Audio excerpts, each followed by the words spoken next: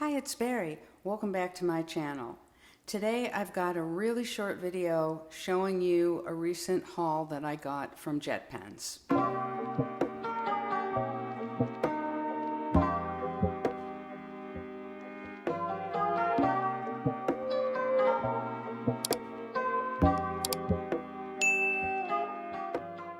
So I recently received an order from JetPens and I wanted to show you what I got. Starting out with the pens, I have the Zebra Sarasa Mark-On pen. You can use it for regular writing, but it also works very well on the transparent sticky notes and flags. It's not as perfect as the Unipin pen, so I usually give it a minute or so before I take a risk of smearing. The one that I get is the 0.4 because I prefer a really thin pen nib. I decided to also try it in the red. And I thought that would be really great to have a red pen that could write on the transparent materials. So here's the test. It's kind of an orangey, lighter red. I would like something that was a little bit more bold, and I think the same thing is probably true of the Mark-On in black, just with writing, not even on the transparency. It's just not as dark as I would like. But I do like that it's a 0.4. However, I'm sorry, this is ugly. I mean, why do you have a pen that's red and you have something really light red and then all this green all over it? It looks like a Christmas pen. I will find another red body pen that this fits in. It does fit in the Kokio pen.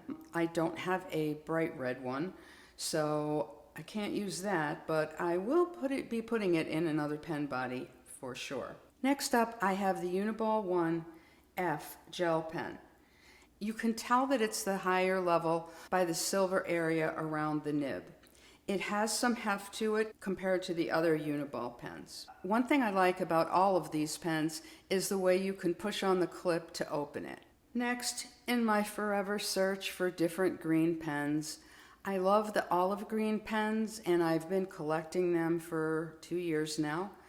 I also was collecting some lighter green, kind of a more springy green color. So from looking at it on the website, this looked like it was going to be really interesting, or at least close to interesting, and it was a 0.28, so how could I not try it? And it's a Uniball Signo gel pen 0.28 in lime green. It's really faint, I think, so it's hard to write with. You can't really see what you're writing.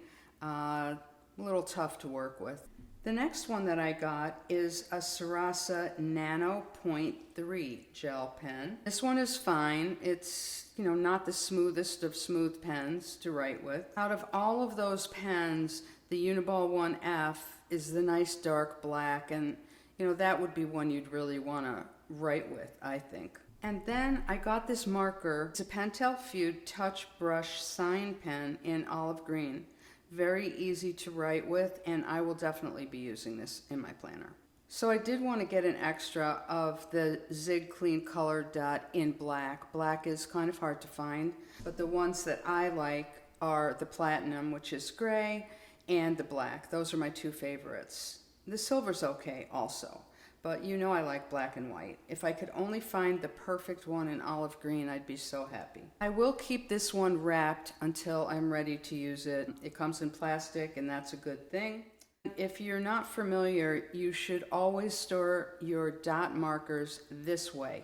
Do not store them upright in a pen cup, because that's when the ink will run out. I've been using this black and this platinum for the longest time, and neither one has run out. I'm quite shocked. So I decided to pick up a small planner from a company that I had never ordered from before. You may have some yourself, or you may be familiar with this, or you may not. If you look at the way this is written, it's not how it's pronounced, I promise you.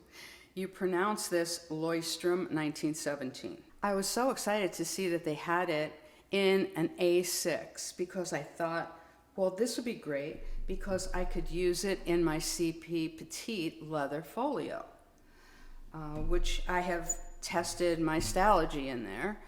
And here's the Stalogy. It works perfectly in there, and it leaves room for a pen on this side. But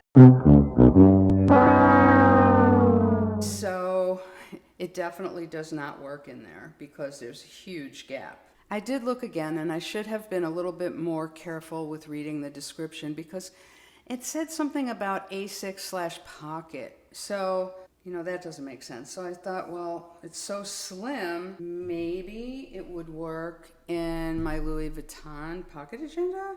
Is that possible? No, it was just a little bit too wide for that. So let me show you about this because I'm still keeping it because I have another use for it. One of the things I was really excited about is you could order it in dot grid, in lined, or in graph, and I love dot grid. I like this elastic on the back so that it can keep it secure, and in the back there is also an expandable pocket, which is a nice feature. So it will lay flat, similar to a Stalogy or a Hobonichi. You've got to just usually train them a little bit. So I don't normally like narrow areas for writing. However, this is so compact and so nice. It's slim, it's compact, it's not heavy, and I think this would just be perfect to have in the car, perfect to have in my bag to take a quick note. I will definitely use it. It's attractive, and I'll see how I feel about it and maybe consider the B6 size. If you order them from overseas, you can get them in a lot of different colors. There's less available in colors in certain sizes here in the United States. Thanks for tuning in. See you next time around.